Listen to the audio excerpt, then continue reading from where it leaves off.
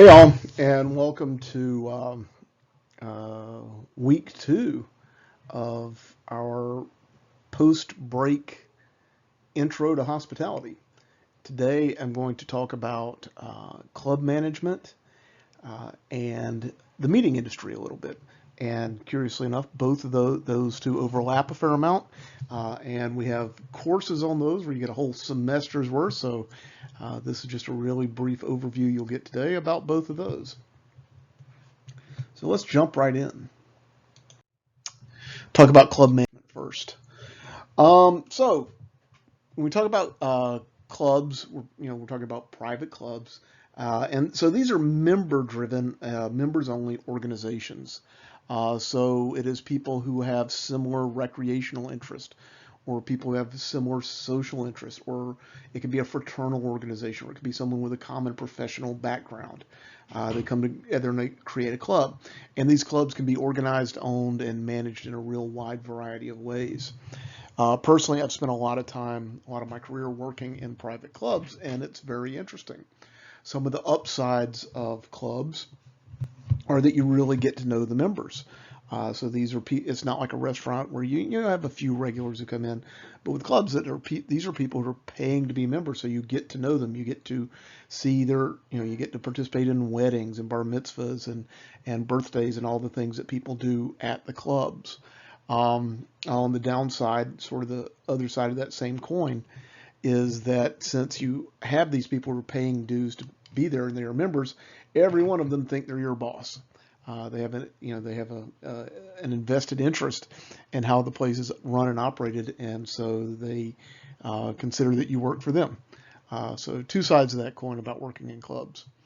Um, let's see.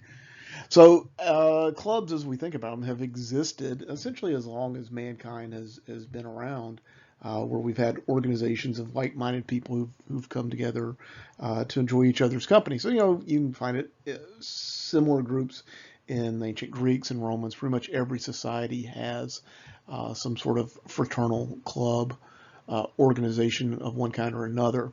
They're part of English society for a long time. English social clubs are really similar in a lot of ways to American city and country clubs. And in the U.S., we have city and country clubs that date back well into the 1800s.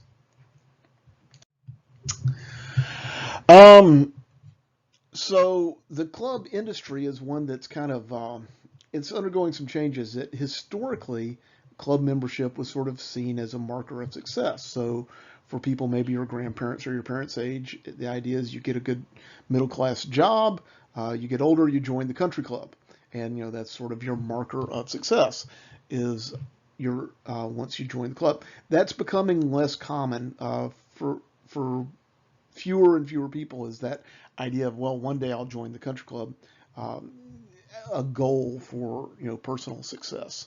So the industry has is undergoing some changes as as the place of clubs in society kind of shifts and changes. Also, there are aspects of clubs being sort of exclusionary, where we had clubs where based on race people couldn't join, religion people couldn't join, gender people couldn't join, and so that sort of negative or nasty aspect of club life has kind of colored the way that these organizations were perceived, and they've worked hard to eliminate that and change.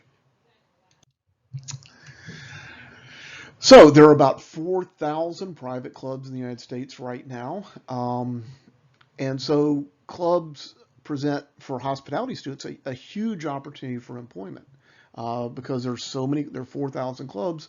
They all need golf course managers. They need food and beverage managers. They need people to manage the bar. There are lots of opportunities there.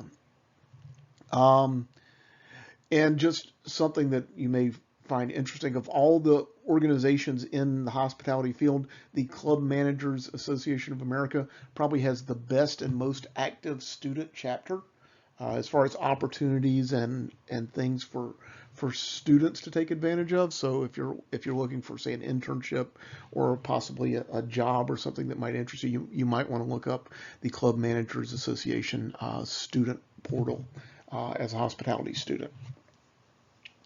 Um, Club managers have all of the sort of traditional parts of hospitality that they have to think about, food and beverage, even rooms sometimes. And they also have to think about guest relations, human resources, marketing, all those things, pretty similar to what a hotel manager does. A lot of clubs have what are called reciprocal arrangements. So if I'm a member of say the Buckhead City Club in Atlanta, and I travel and I go to Chicago, I can probably, they will have an arrangement where I can visit the Chicago City Club there and take advantage of their facilities. Since I'm a member of one club, they'll have a friendly relationship with another club so that you can use the facilities when you're traveling. Um, and it may be done through a letter or a card that allows a guest to visit one from another. This is a real benefit of being a club member. You can use facilities of other clubs when you go to other cities.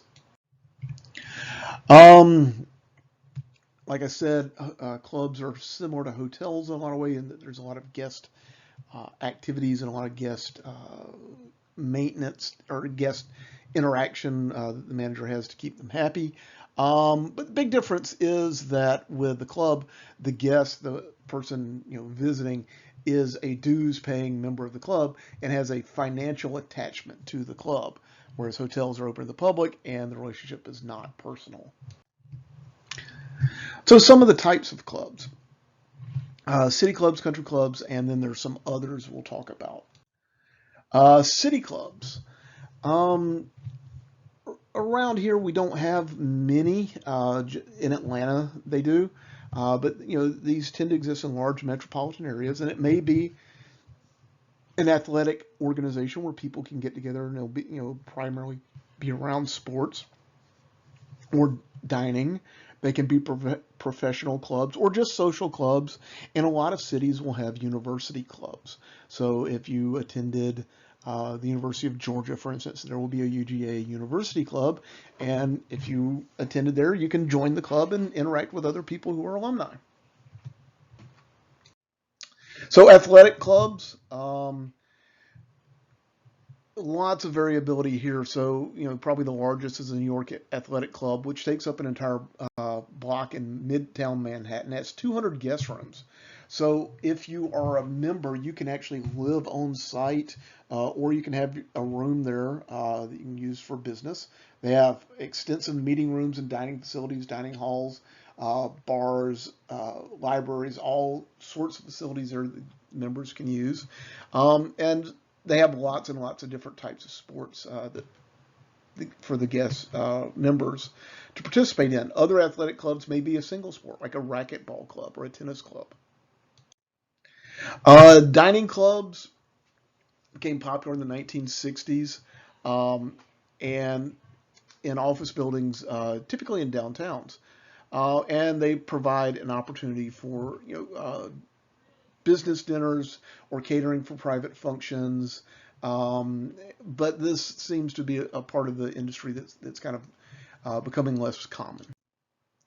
Professional clubs, things like uh, the Friars Club in New York City or the National Press Club in Washington, D.C. So, like for instance, the National Press Club is a professional organization for journalists and communication professionals. And actually, one of the things they do, if you've ever heard the president speak, like give a speech in front of every year they give a press club speech. It's just something that they do. And that is actually at the National Press Club in Washington, D.C. It's a big deal. But that's a professional organization for people who are journalists in the DC area. And so there are professional clubs you can join. There are social clubs. This is kind of more like what a country club is. It's just people get together who have no particular affiliation except for enjoying one another's company. And it's a place to get together and conduct business, maybe, although in some places that may be frowned upon. Um, and it's just allows for social interactions. University clubs, I already talked about this kind of briefly. It's for alumni of an organization, and it could be owned by the members or it could be owned by the university. Country clubs. This is the most common type of club in the United States. So these are primarily recreational and social for people who live nearby. They'll have facilities for children usually. They'll do a lot of catering. So, think about weddings and parties and things are done at country clubs, retirement parties and social events. Dining is and golf are two of the major reasons people join. Most golf courses, have an affiliated club that they're part of. And like I said, for social status, for a lot of people, joining the country club is sort of a marker of success. Country clubs, since they often have golf courses, usually do, take a great deal of land, so they tend to be in rural or suburban areas. They will have clubhouses for the golf, but they'll also have dining rooms, and usually they will have function rooms that can be used for business. They'll have a golf course, usually a tennis court, and a swimming pool. Other things, they may have things for exercise, like exercise rooms or weight rooms. They may have all sorts of game rooms or things, just whatever sorts of facilities that the guests like and are willing to pay for. Some of the other types of clubs, yacht clubs. So if you have an area that is on the water, instead of having a country club where people play golf, you may have a yacht club where people do water-based activities. So polo or sailing or things like that. They'll have a lot of the similar types of facilities. They'll have dining rooms and lounges. Then we also have fraternal clubs, things like the Elks Club. So again, this is just a group of people usually get together to give back to the community and enjoy one another's company.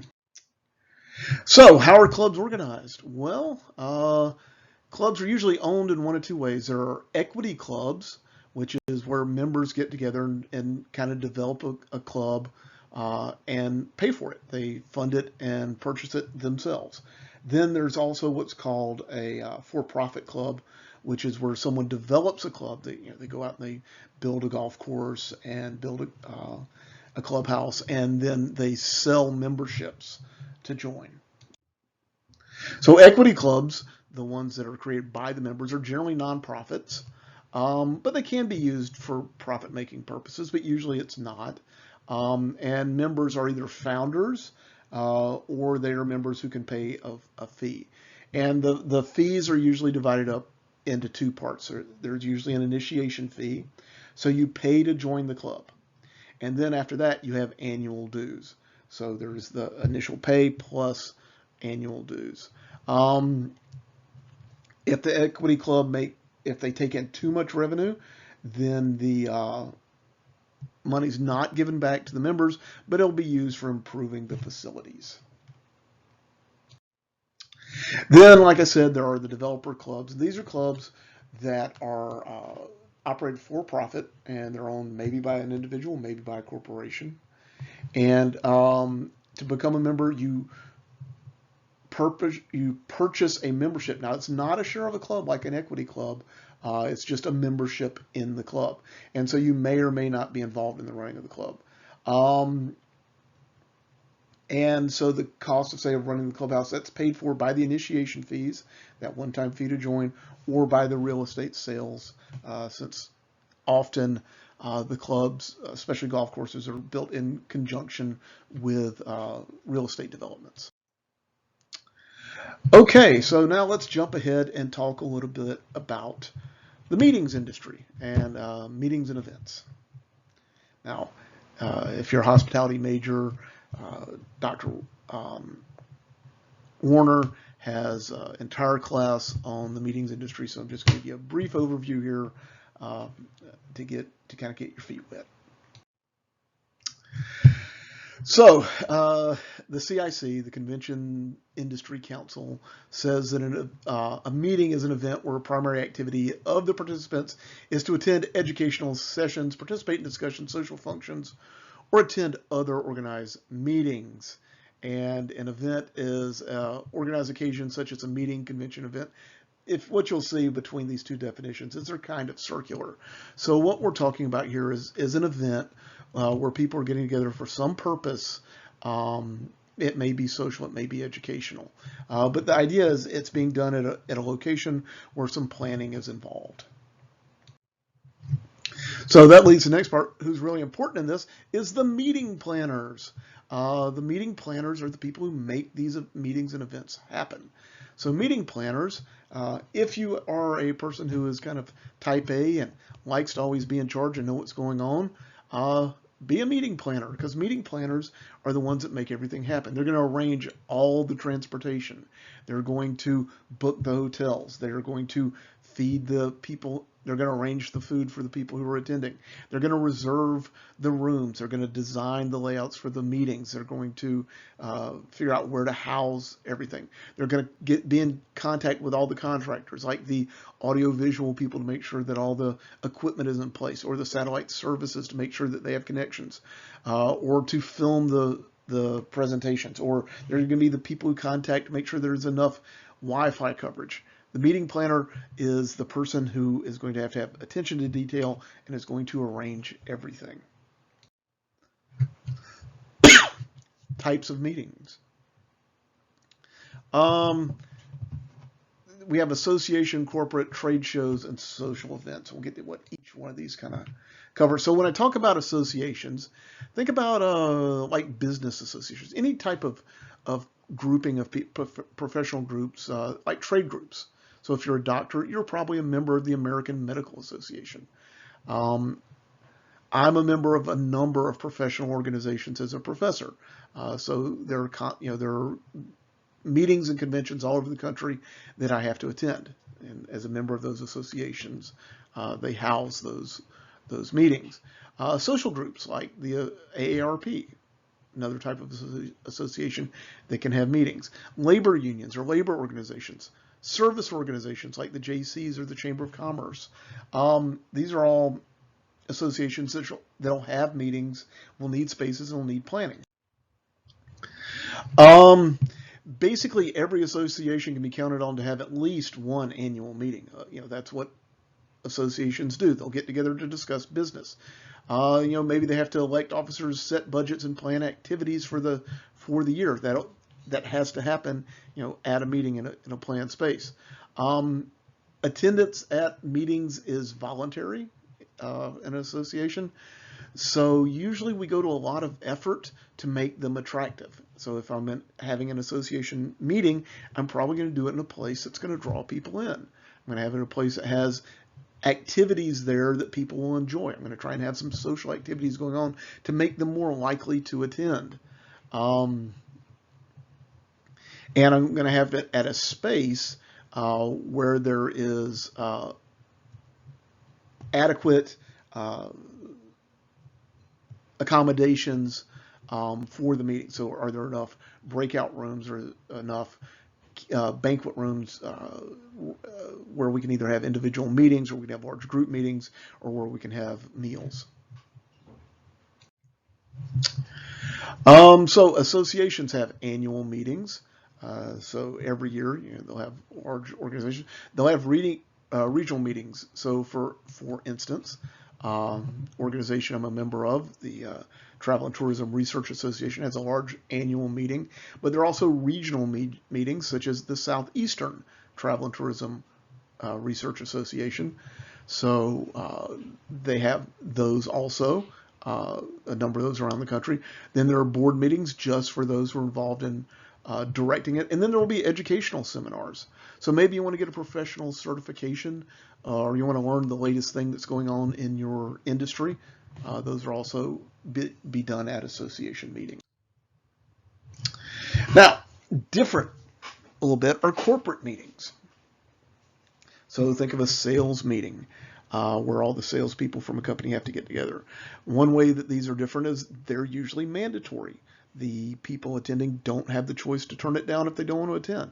As such, you don't have to take as much care to make sure that there's a lot of fun stuff to do on the side because these people are being forced to be there. Um, as a rule, corporate meetings tend to be smaller, um, and go quicker. So they're shorter time duration and smaller, and for that reason, they can usually be planned more quickly. That for a corporation, they have a purpose to get in there and accomplish something, and everybody's being forced to be there because they're being paid, versus an association where someone could opt to not attend if they wanted to. So types of corporate meetings, things like management meetings. Managers have to get together periodically and talk. Training seminars. We're rolling out a new product. We need to teach people how to use it or use new software. Sales meetings. New product introductions. We're rolling out a new product. We need to let all the staff understand the capacity and the abilities of the new product. So they need to see it firsthand, in person. So we bring them in for a meeting. Professional technical meetings, again, same sort of thing. Stockholder meetings for people who've invested in the company. And incentive trips. If you're a successful person in a company and you win a trip, this is your reward for doing something well. Well, still, someone has to plan that event. Someone has to buy the tickets and plan the things that are going to occur. Trade shows and expositions. Usually take place in large convention centers. So these are could be things like boat shows or car shows. And they're usually sponsored by private companies or trade associations. The government organizations may have a hand in it also to promote it. The largest convention or meeting in the world is the Consumer Electronics Show in Las Vegas. Has over 50,000 exhibitors, and it occurs every January in Las Vegas. If you can think about how much of a challenge that must be, 50,000 exhibitors, where do you even get space for that many people?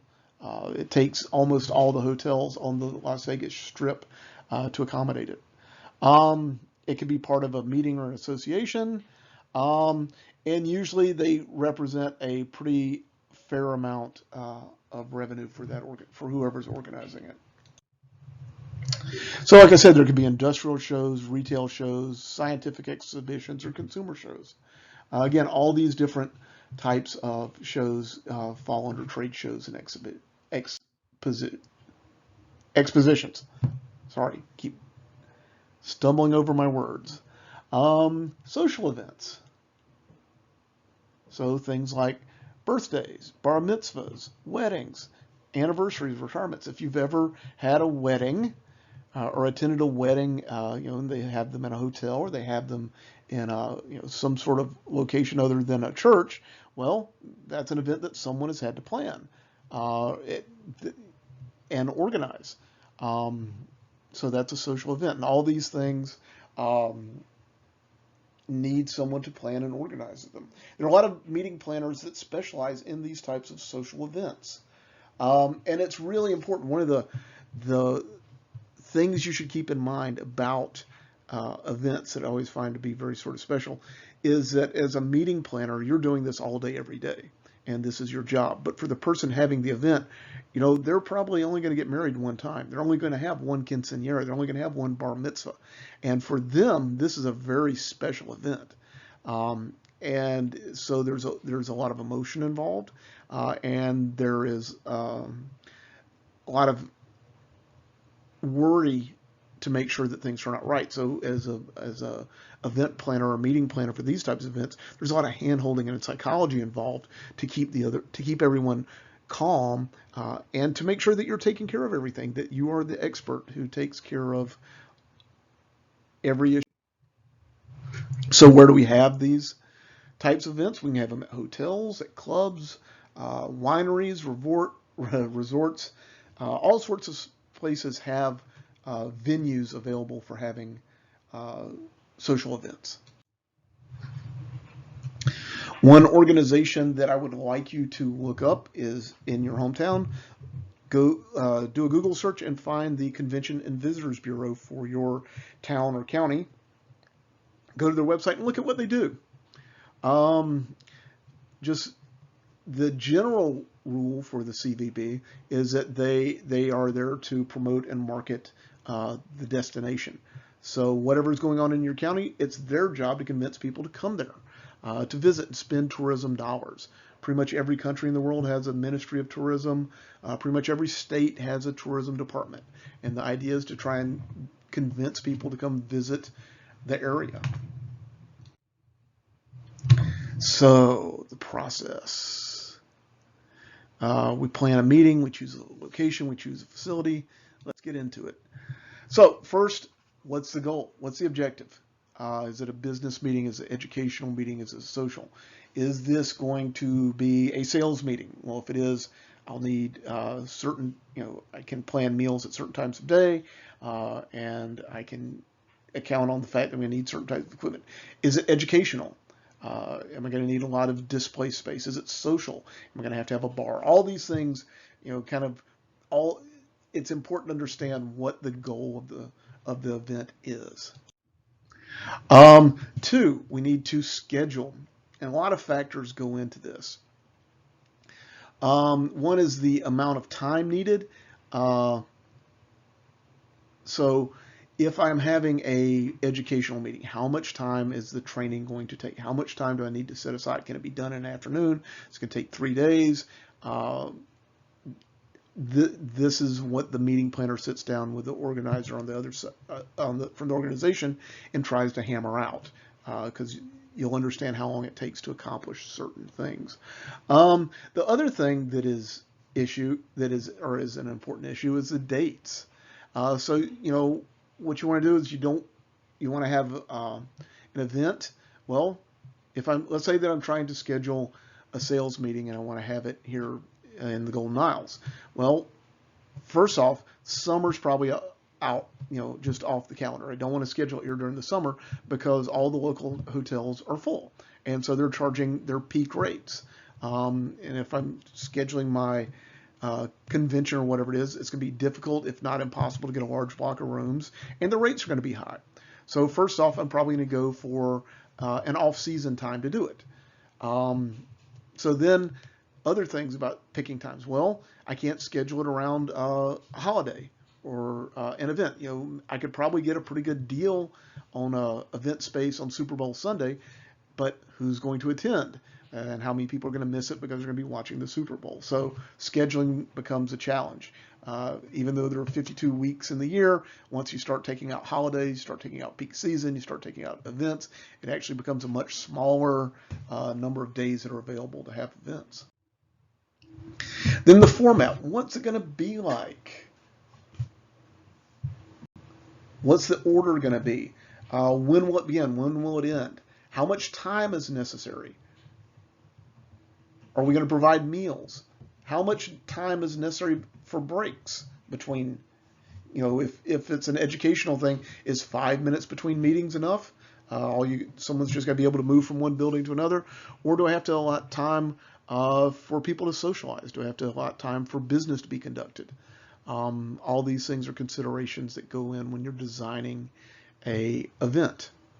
What is going to be going on in the event? So if it's a general session, that means where everyone is sitting there listening to a speaker, so that gives you some idea of how the room would have to be laid out, versus like a round table, which means I'm going to have tables in there where where participants can face each other and get work done, or workshops. What type of equipment is going to be necessary?